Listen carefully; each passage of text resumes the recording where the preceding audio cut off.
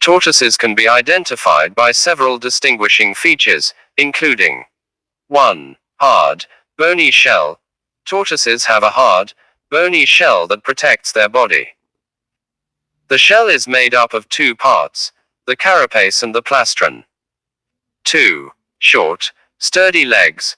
Tortoises have short, sturdy legs that are adapted for walking on land.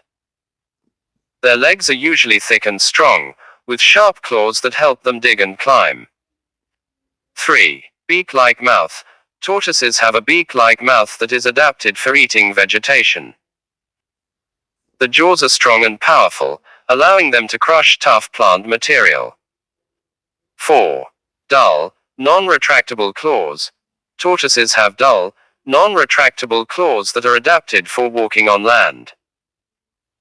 Unlike turtles, tortoises cannot retract their claws into their shells. 5.